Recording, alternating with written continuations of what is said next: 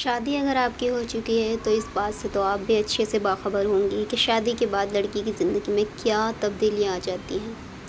السلام علیکم ورحمۃ اللہ۔ شہزادی کے جہاں چینل میں آپ کو خوش آمدید۔ امید ہے کہ سبھی شہزادیاں خیریت سے ہوں گی، عافیت سے ہوں گی اور اپنی اپنی زندگی میں مست و مگن ہوں گی۔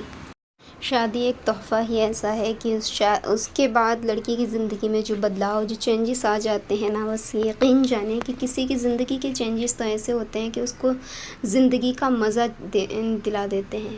زندگی میں اس کو سکون ہی سکون ہو جاتا ہے، اور کسی کی زندگی تو اس طرح تبدیل ہوتی ہے کہ اس کو رلا کے رکھ دیتی ہے۔ ہاں واقعی ہر ایک کی زندگی شادی کے بعد پرسکون نہیں ہوتی ہے۔ مائیں کہتی ہیں کہ شادی کے بعد اپنے سسرال میں جانے کے بعد جو کرنا ہے وہ کرنا، جہاں گھومنا ہے وہ وہاں گھومنا، جو کھانا ہے وہ کھانا، جو پینا ہے وہ پینا، اور جو پہننا ہے وہ تمہیں اپنی شادی کے بعد اپنے شوہر کے سامنے پہننا ہے۔ یہاں ایسے کپڑے مت پہنو، ویسے کپڑے مت پہنو۔ اور شادی کے بعد جب لڑکی سسرال پہنچتی ہے تو اسی پر بیتتی ہے، وہی جانتی ہے کہ اس کی زندگی کس طرح کی بن گئی ہوتی ہے۔ کچھ لڑکیوں کی زندگی تو بالکل جہنم بن جاتی ہے۔ میرے سامنے ایسے بہت سارے کیسز ہیں اور بہت سارے ایسی شکایتیں ہیں کہ شادی کے بعد زندگی جہنم ہی بن جاتی ہے۔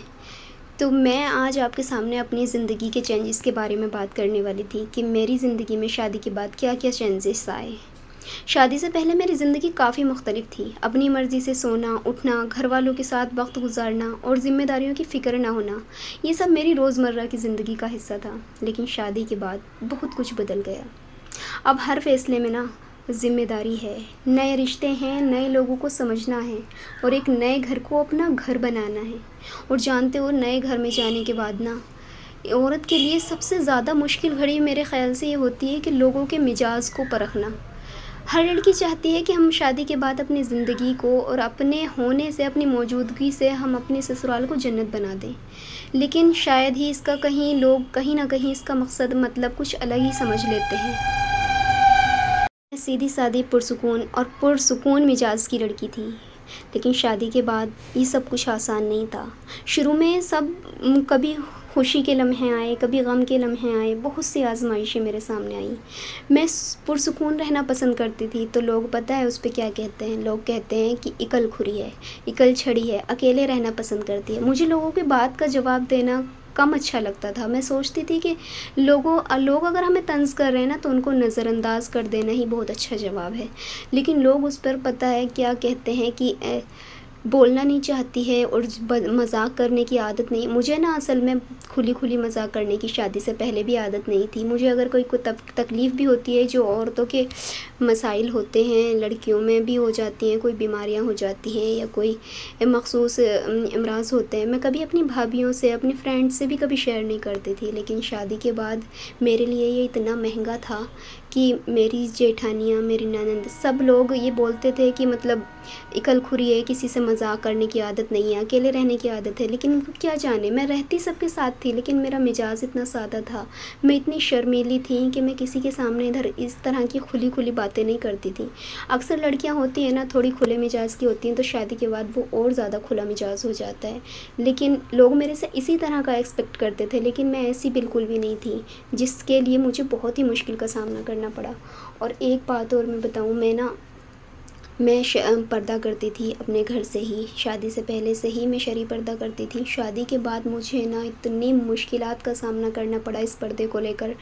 میرے جیٹھانی کے بڑے لڑکے تھے بالغ، اب ظاہر ہے کہ ان سے میرے لیے پردہ فرض ہے، میں پردہ کرتی تھی۔ میرے جیٹھ وغیرہ، مجھے اتنا مشکلات کا سامنا کرنا پڑا کہ ہر کسی کے گھر میں اتنی مشکل کا سامنا نہیں کرنا پڑتا، لیکن مجھے ان سب کے لیے اتنی مشکل فیس کرنی پڑی تھی کہ سب لوگ بولتے تھے، کبھی لوگ زبردستی سے میرے آگے بیٹھ جاتے تھے، کبھی مجھے طنز کرنے کے لیے مجھے سائڈ سے بولتے تھے، ہم نے دیکھ لیا ہے، یہ کر لیا ہے، وہ کر لیا۔ مجھے بہت زیادہ مشکل کا سامنا کرنا پڑا۔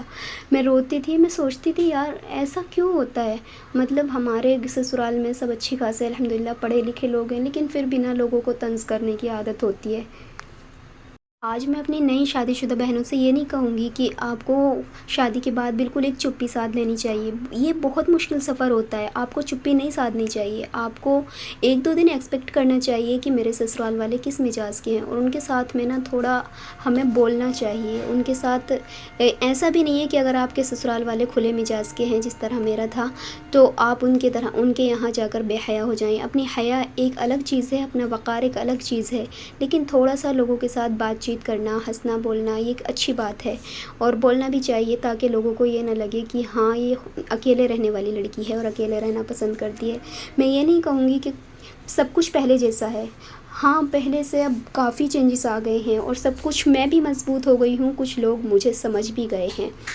ऐसा नहीं होता है कि जैसा शादी के बाद लोग हमें से एक्सपेक्ट करते हैं या हम लोगों से एक्सपेक्ट करते हैं, तो हमेशा वैसे ही रहता है। कभी लोग हमें बुरा समझ रहे होते हैं शादी के कुछ ही दिनों बाद, लेकिन जब वो धीरे-धीरे हमें समझने लगते हैं ना, तो सब कुछ ठीक होने लगता है। हम उन लोगों को समझने लगते हैं, वो लोग हम लोगों को।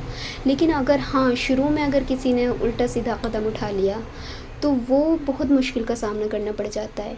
हमें एक दूसरे के बारे में उल्टे-सीधे ख़यालात आते हैं, बुरी बातें ख़याल में आती हैं कि उसने मेरे लिए ऐसा सोचा तो मैं उसको ऐसा जवाब दूँ। हमें ऐसा बिल्कुल भी नहीं करना चाहिए।